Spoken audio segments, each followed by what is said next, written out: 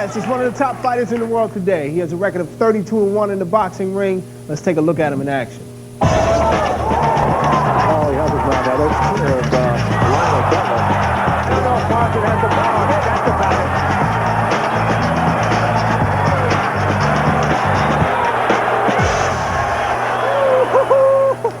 Let's please welcome the WBC heavyweight champion of the world, Lennox Lewis.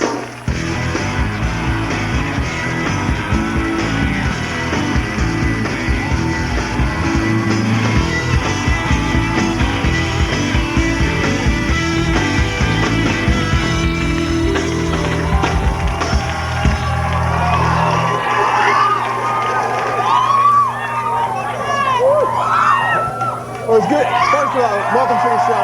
Thank you, thank you.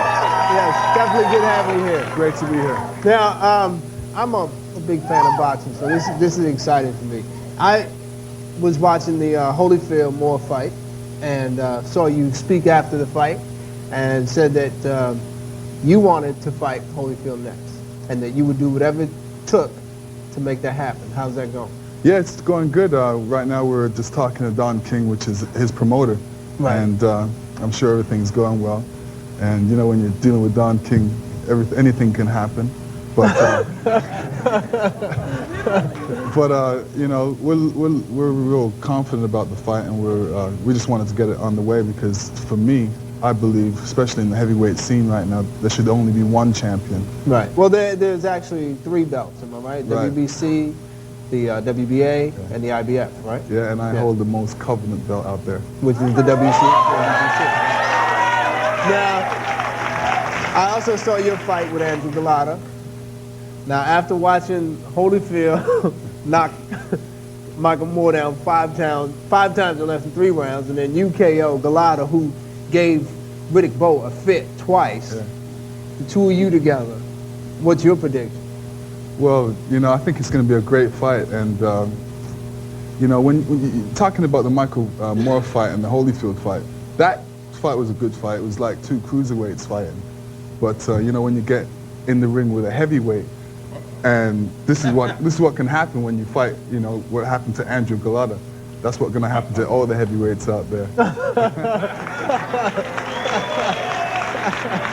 Now, you know, what's so funny is that you're a very regal man. You know, you have your British accent and all that, and just to hear you talk about knocking people out, it's kind of funny because it's just so, you know, it's so nice about it, isn't it? When you knock him out. Yeah. I know people like to hear things like that. You know, boxers talk like that, but I'm not really too much of a boisterous boxer. I just like my boxing do my talking for me. But the whole. Now I noticed that you wear your dreads. Yeah. And I read somewhere that you actually use them as a weapon in the ring. Is that true? Yeah, sometimes, you know, if a guy gets kind of impertinent, you just flash him one time, and you know, it gets in his eyes. But so you use it to sort of whip guys in the eyes with it, and yeah, man, you can use it as a good weapon. Really? You know, I believe that. I believe that because you know, back in the day, I used to use my hair as a weapon. Oh, yeah? Yeah, I did. Yeah? Yeah, I got a little tape from there. What's up, chump? Man, I don't want to have to do this. What's the matter? You scared to fight? You asked for it.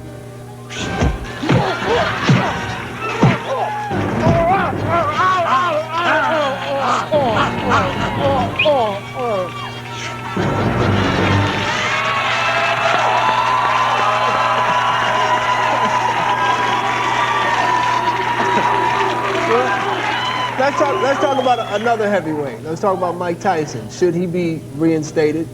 Yeah. Yeah. No, I think he should. But I'm saying, in the event that he's reinstated, do you see the 2 of you ever coming together? I think that's a fight, especially of this era, that I think the public hasn't seen, and you know, Mike Tyson, Lennox Lewis matchup. I'm sure that avid boxing fans out there would love to see that matchup. Right. Yeah. Well, the thing is that's what I was saying earlier. Is that, you know, I've been waiting for this fight forever, and it seems like you guys have been eliminating everybody else, but the obvious 3 have never Those two have fought, but you and Mike have never fought before. Me and Mike has never fought. Me and Riddick Bowe never fought. He elected to join the army instead of fighting me. So.